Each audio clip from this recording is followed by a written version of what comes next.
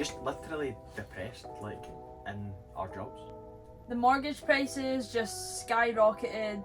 We really wanted to travel as well, but we didn't want to leave the dogs at home. Is this it? Is this all there is? In this video, we're going to cover how we ditched our 9-to-5 jobs and we now make money anywhere in the world while travelling with our wee dogs. So since we've started the channel, our most commonly asked question has been, what do you guys do for a living? How do you make money whilst travelling? Like, I'd love to know more about your businesses. So we thought it'd be best to just do a full dedicated video, and actually, because there's a lot more to explain than what you can reply back in a YouTube comment. So we thought we'd do a full video on it, just explaining like our story, what businesses we have, how we make money, etc. So me and Fern first met back in 2016, where Fern was in university. She was studying product design engineering and I was a daft little apprentice. I was a linesman, so it's like electrical engineering, let's leave it at that, so it's a bit easier to explain. Kind of just went through the typical life of people in the UK and Scotland. Well, you did quite well. Like, Michael managed to get onto apprenticeship programme and like was earning pretty good money. Like, as soon as you got out your time, to be fair, even during your time you were earning like, decent amount. For an apprentice they paid pretty well, so yeah, it was okay. And then when I got out my time, then I was getting good money, as they say. Yeah, and we bought our house in 2020. We were supposed to be going on a holiday. We'd booked like our first kind of big holiday together. Like we'd been on holiday to Greece, but then we booked this massive big holiday, which actually I had some resistance to at the time. But we were basically gonna be going to New York for like 4 days and then Mexico for like 7 or something. Yep. And it seemed like an amazing holiday. Like, we were buzzing for it. We were so excited. I was researching all the food places in New York that we could go to. We were like watching vlogs and everything that everyone else done on YouTube. And then obviously we all know what happened in 2020. So I think it was supposed to be the end of May or something that we were going, and obviously it got cancelled in like March. So we got a refund. When that happened in the state that the UK was in and kind of where we were living at the time, we had our own flat, but it was just rubbish. It was in a dodgy area, to be honest. Like, I didn't feel that safe. I didn't feel that safe taking the dogs out at night. You didn't really like me going out at night. It was like so, you couldn't walk the dogs at night time, and it was good entertainment looking out the window, but yeah, it wasn't the best place. Nice flat, but not a nice place. So we decided to buy a house and start looking on the market. The house prices were quite good at the time as well. So we're like, right, okay, let's look into buying a house. And we did. The process was really easy. Everyone always talks about how the processes for buying houses can be difficult, and we're kind of seeing that with the house sale a wee bit, but it's still not that bad. Like, how many? We probably only viewed maximum 5 houses, maybe not even. Not even. And 3, 4, we knew as soon as we walked into the house that we ended up buying that was like going to be our house. So we managed to get that quite easily, because we were first time buyers as well. We were obviously preferred over someone else that was in like a big chain. So we had our wee dog. We got little Max. We took him. We stole Max during COVID from my granda, because my granda didn't want to walk him or go out. But I actually stayed with my granda when I was younger, so I grew up with Max, and he had a good relationship with me. So we stole him basically. My granda was okay with it. No, we used to take Max at the weekends, and then we took him like 2 weekends before the whole lockdown happened. And then Michael's granddad's not that able to walk the dogs himself, so we would always go around and help. And then because we had him, we were like, do you know what, we'll just keep him. Obviously no one knew how long that was going to be at the time, so we just having a dog during lockdown was great, because you had an excuse to leave the house. Excuse for more daily walks. I think you got allowed more walks if you had the dog, or I don't know. What a mental time. It was crazy. Mental. So we got the house, then Jet came along, got Jet. This was all still while I was at uni that we got the house. Yeah, it was actually. So I was So I was still in my final year at uni when we bought the house, and then I graduated in. So you did, 2021. Yeah. So then you graduated, then Fern got a job. So then Fern got like a good job as well. Really close to the house as well, so I was like close for the dogs. So it was ideal. Like and then we were just living the normal life. I started making better money, so we were buying better things. I got a nicer car.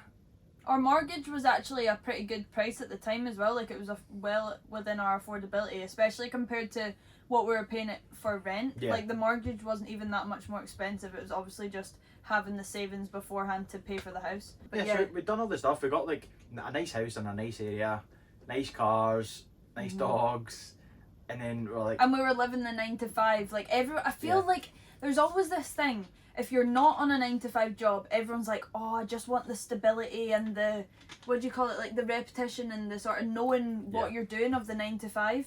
And then I feel like as soon as you're in a 9 to 5 job, you just don't, you want out of it again. Well, that's certainly what happened to me, because I was just like, maybe not this is just so, maybe some people get into it and they love it, but I was just like, this is so repetitive. I'm just living for the weekend, dreading Sunday, because then I have to go to work on Monday again. And I just got into like a really, to be honest, before lockdown happened, I did not really even know what mental health was at all. And then I think it was like after lockdown, and then when I got into this rut of like being in the same cycle, that's when I started to experience like a lot of anxiety and possibly a little bit of like depression as well, because it was like a bit, it just wasn't good. Obviously with making more money as well, you buy more stuff. So then because we bought more stuff, I had to make more money. So I was working a lot of hours. I used to do standby, which is on call. And that was mandatory part of the job, was being on call. And you could make good money from being on call, but I hated it. So because like you would sit and dread a phone call when you're chilling at the weekend or at night times. It was just, it was so unstable. I hated it. The more you done, the more money you got. Again, stuck in that little cycle of just kind of chasing the money. We got to that point, and then we were both kind of just in a rut with our jobs, and you started looking a lot more into like entrepreneur, like so being an entrepreneur, like, basically. Yeah, like because of being on call and stuff, and the type of job, if you were on like response calls, then you had time sitting. And I remember one day one of the guys I work with saying, have you looked into like a side hustle? Have you thought about a side hustle? With the amount of time we have, we could actually do something else on the side. And I was like, that's a good point. Like we do have a bit of time just to look into stuff. And I did. I started looking into different courses, different things available online, ways that people can make money on the side as a side hustle. You were the one who started it. Yeah. And that kind of actually pushed us apart at one point, but it did, yeah. Which things could have gone a lot differently. After looking at all the skills that we had and what we could do in different courses, we started an e-commerce brand, which was perfect because Fern had the graphic design ability from our job, our product design job, because you could use all the different tools for, you know, designing a product, things like that. And me just being the idiot, just loved to dive headfirst into things, but also had picked up skills from my current job or my previous job. And also you pick up skills from places in life that you don't expect it. Like I learned a lot of skills from gaming, which is something I don't do now, but yeah, it's mental to think that you can accumulate these skills from things that are just so random. My motivation for starting the side hustles was I hated someone else being in control of me. Not that any of my managers were particularly controlling or anything like that, but see the way that it was set up, it was like so insecure. It was meant to be a job for life that everyone said, which I hate that term. A job for life, fuck that. But you couldn't control what was going to happen. So your life was in someone else's hands. So if you messed up a wee thing, then you know the fear was put into you that something else was going to happen. You were going to get the sack. You were going to lose your job. So you had to be a little behaved little boy, which is it's basically what happens. And I hated that from the minute I probably started working. I hated that feeling. So launched the brand and then really just loved the entrepreneur side of things. We started going headfirst into, you know, business development courses, which then led into personal development stuff. You know, what we're actually doing in life and how your mental health is and things like that, how you should feel, how you should look after yourself better, just stuff that we've never actually looked into at all. Basically, Michael was like full in on the entrepreneur side, and I was kind of not. Like, I was actually kind of okay just doing my own wee job at this point, and I couldn't really be bothered, and I wasn't like fully 100%. So Michael was like, right, I'm all in on this, and I was like, So that kind of was the thing that like put us on different paths for a bit. Yeah, well, that and obviously everything else that was happening, how unhappy we were, drove us apart. Like we were nearly finished, to be quite honest. Yeah, no, definitely. Michael was part of this course online called the Yes Academy, which a guy called Richard Dixon runs. And and basically he was running a big event in Glasgow called the Financial Freedom Summit. So Michael said to me like, oh, let's go along, and I was like, don't know, like I'm not sure. We were quite skint at the time as well, so we were like, you were wanting to get like the thingy tickets, and I was like, no, we can't afford that. We piled like I'd piled all the money I had basically into the e-commerce business, so it was like I was working to fuel that business, and we were skinting. It was just chaotic, but great fun. Looking back on it, like absolutely loved it. We ended up going, and that ever since that event has pretty much like changed the course of what we've been doing. That event just opened our eyes to what was out there. So we seen the entrepreneur side of things, the business, what was available, what people were doing, and how they were doing it. But also the part we didn't expect, which was the personal development side, and that just blew our minds. I remember Jim McFadgen at the Vortex Centre, who we now work with and we're very close with.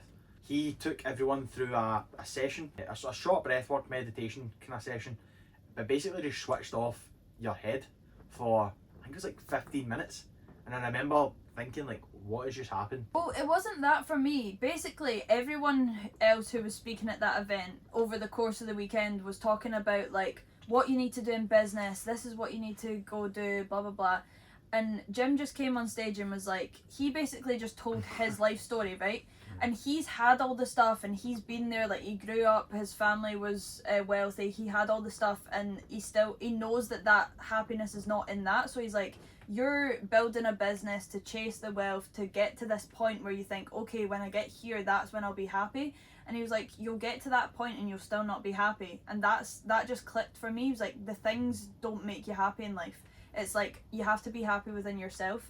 Yeah. And then essentially at the end of his talk, he did, as Michael said, a breathwork and meditation session, and it was literally maximum 20 minutes. I was obviously just at that point where I needed to hear something that he said, do you have love for yourself? And it just broke me down into tears, because at that point I had no self-confidence. I didn't like what I was doing. I just thought, what am I doing? Fern and myself both knew that we wanted to kind of check that side of things out, so contacted Jim, we went and done a workshop, and that's when we kind of both got it, and I was like, okay, there's something in this. It just ignited something in me, and it switched me off as well.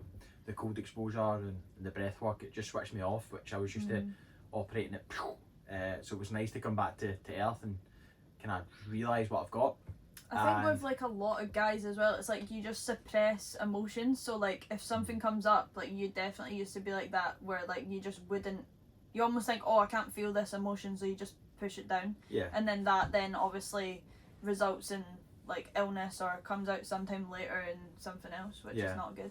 You're always wanting that next thing, so you're always chasing the next thing, and that'll make me happy. The Lamborghini will make me happy.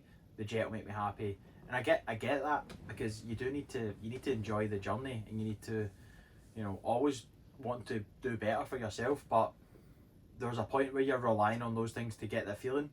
Whereas Jim just took us straight to that feeling. It was like, okay, this is how you feel, and just kind of changed the way we thought about things and what we actually needed. And I have this theory, even before probably when I started doing entrepreneurship stuff, I had this theory of we're on a big rock floating through space, so nothing really matters that much. Things that matter to you matter, obviously, but I was like, why are we not trying different things? And I used to see all these mental people doing stuff online, and I was like, why not? That you could literally do anything, and you're just scared of what people think about you, and then you die. It's like, okay, pretty worrying, but yeah. When we started our businesses originally, everyone just goes, oh no, you can't do that, or no, that's not gonna work. Like, so many people have done this before, like they haven't succeeded, like what makes you different, blah blah blah. And the thing that makes you different is the mindset, like 100%. I feel like that is like having the determination. You need to be a bit no right in the head. And that's to be fair, I think that's why we make such a good team as well, because Michael is like the type of person that will just go all in, and like he'll just continue to go for it, whereas I would probably be a bit more reserved and be like, oh, I'll be too cautious and then not actually make the progress, whereas Michael made the progress, so and I kind of brought the sensible aspect of it. What she's basically just said there is, I'm no right in the head and she's perfectly fine, but okay. No, I'm basically just saying it's a good combination, because Michael would go for it, and then I'd bring the little bit of rationale. Like we balance each other out good, and then we basically have like completely opposite skills as well, which was something that's really helped us because it means we've got like the full package together, which been great for business and so life as well. It's been perfect. By this point, the e-commerce brand was doing pretty well, and it got to the point where Fern was unhappy, and we agreed that Fern could basically quit our job. I was basically just in a job, and it was a decent enough job, but I just wasn't passionate about it. I was literally going into work and working on things that I didn't actually really care about that much. I thought, I'm not really making like a big enough impact on anything here. Like, I'm not doing something that is making things better for the world. I'm not doing something that I really, really enjoy. So I just thought, what is the point in this? Like, and I feel like as soon as you get that idea in your head, it just like progressively just gets worse, and you just can't fall back in love with it, kind of thing. I hear a lot of people saying this recently, and it like actually makes a lot of sense, like not having a plan B. It's either like remove all safety nets or like no plan B kind of thing, and you just go, right, it's this or nothing. Like, I can't go back to what I was doing, so I just need to put all the effort into this. So that's essentially what the strategy that we took. The more we learned and the more that we were doing, and AI came out as well, so AI started really booming. From the very start, I was very into AI and how it was evolving and getting to know to use it. I seen a gap in the market right at the very start when they brought it out. I was thinking, right, that's like something that's going to be big. So I kind of focused a lot of learning on it. We've done some different business courses. We realised that the e-commerce business is good, but the time it was taking, I wanted to quit my job. I had this thing that I think I said to Fern, I was like, if I'm still working in this job by maybe a year's time or something, I said I was going to myself, basically. And that shows the place I was at mentally. I was thinking, like, it's do or die at this stage. I was that unhappy. Just from where I was at, you can't really explain how you feel when you're in these states, but I was like, I need out of this. I need it out, and probably the more I thought about it, the worse I made myself. So we looked at the skills that we already had, Fern with our product design engineering, and myself just with everything that I've learned over the years, different courses I've took. Kind of went down this rabbit hole of personal and business development, which was amazing, but sometimes you can find yourself spending a bit too much money and time in those places instead of actually doing the work. But it did lead us to a decision, which was, okay, what are we good at? What skills have we got? What skills have we learned? And what skills can we offer?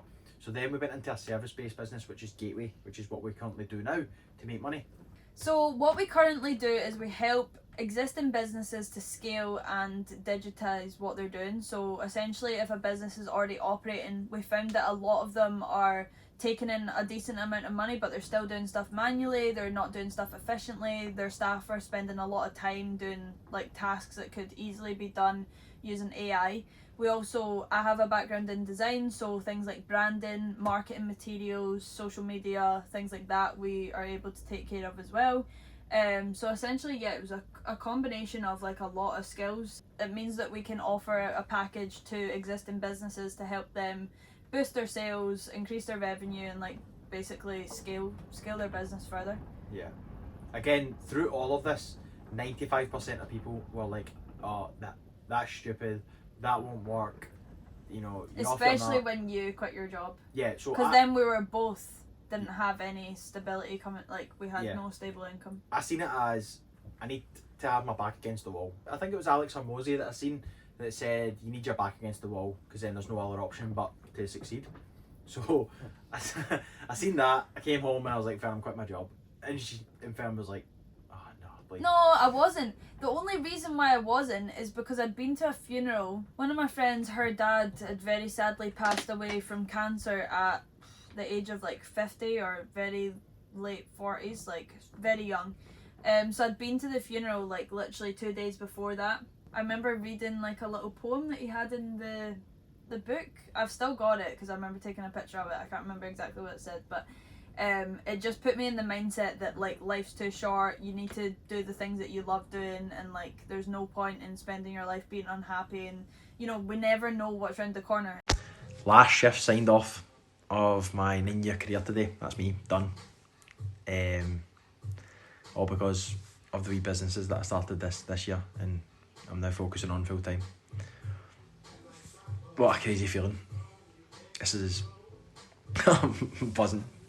I was actually down at a river with Jim at the Vortex Centre doing a session, cold water session, meditation, and I remember going home just like, everything will be alright, like why am I panicking, why am I worried, it will still be fine. I was like, I could live under a tree. Finn was like, we're not living under a tree. Michael came home and literally Sounds hugged happy me. as fuck, but He hugged me and was like, everything's gonna be okay, like we can just, it's fine, even if we lived under a tree we'll still be okay. And I was like, mate, I was like, we're not living under a tree. I was like, Jet for one is gonna be absolutely raging if we live under a tree, because he loves the heat and he loves like being inside. So I was like, that's not an option. Nah, but my point was that like the worst thing that could happen, we would still be fine, you know.